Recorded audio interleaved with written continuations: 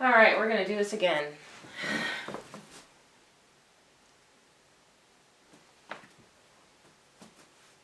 Hi, this is CFaye, and this is a compilation of 5 different spoken words that I wrote in the last few months, and I just wanted to put them all together into one piece and share it with you guys.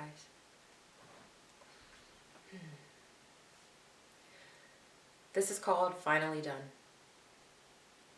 I'm finally done of holding on to something that was never even mine in the first place.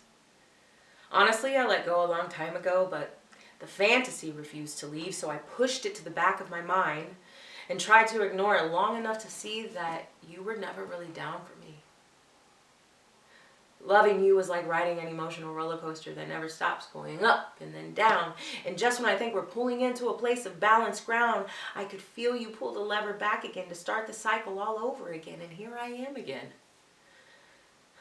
feeling abandoned. But I blame myself, more so than I blame you. I mean, sure, we both played a part, but when the word should can be used properly, I place it in its place, and I should have known better based on the details that only you and I really know, because it was only you and I behind those walls. I'm not playing the blame game, nor will I play the shame game. But recognizing that I am a queen worthy of a king, that is the main thing. And there's a lesson in everything. And the lesson here for me is this. Don't ever again let a broken man make you feel like you don't exist.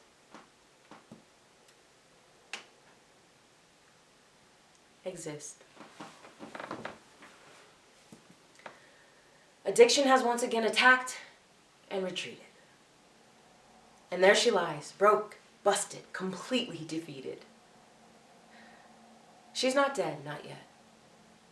Though she feels like she's ready to just end her life. Since that cunning, powerful, insidious coward called addiction wouldn't finish the job, she now feels obligated to decide. Suicide? But deep down inside, she really doesn't want to kill herself. That's not how she wants to die. So she continues to lay there and wait. Maybe her body will give in, decay, waste away. Maybe, just maybe, she will fall asleep and just never wake up again. Deceased. It's a really fucked up place to be. And if you've never been there, you cannot even fathom the overwhelming feeling of paralyzed uncertainty, but I see you.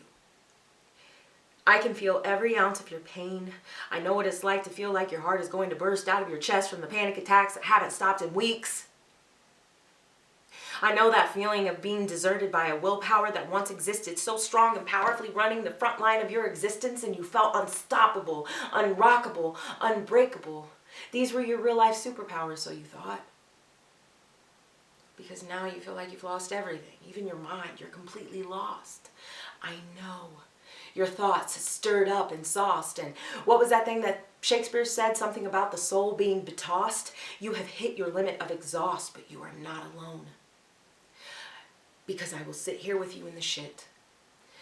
I will sit right here, right by your side, until you're ready to exist.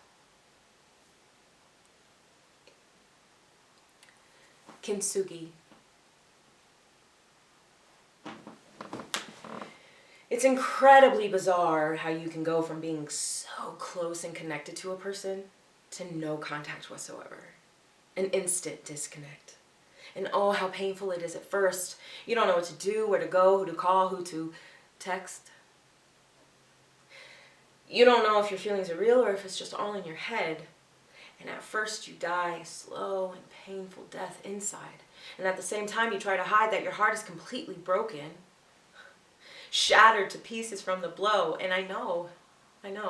It's overwhelming to even think about gathering all the pieces back together, let alone take the time to reattach them into a perfect replica of the one before. But let me remind you of kintsugi. The art of repairing broken pottery with powdered gold. You, my dear, are a piece of art. A broken, beautifully crafted piece of art that is only waiting for its potter to re-perfect. It's easy to forget, and it's even easier to neglect yourself, your truth, your being, because of the fear. But this is your reminder that those loud and obnoxious lies are not allowed to live up here.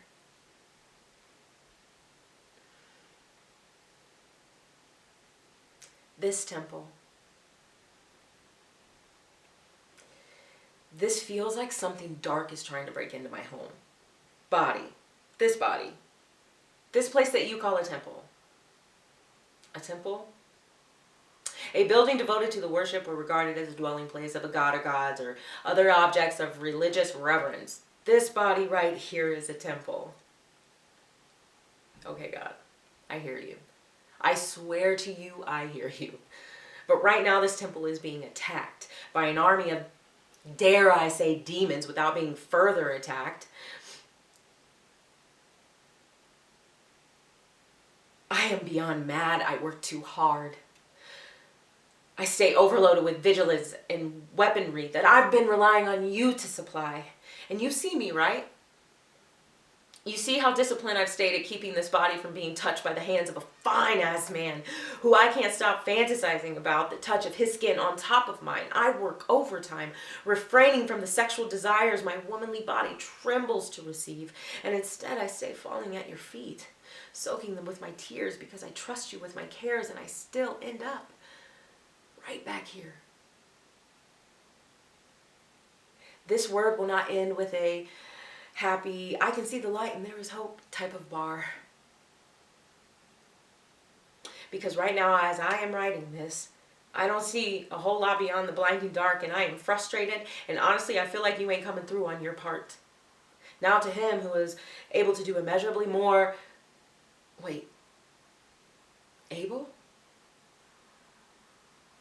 The one who has the power to do all and anything? Yet I'm still being attacked and fighting for my life, literally every single day, and I am tired, Father. I can't take any more of this pain. But then, with a whisper, I hear these 4 simple words. It wasn't for nothing. And the tiniest bit of hope comes to float. Lord, why are you whispering to me now? And he said, because I'm close.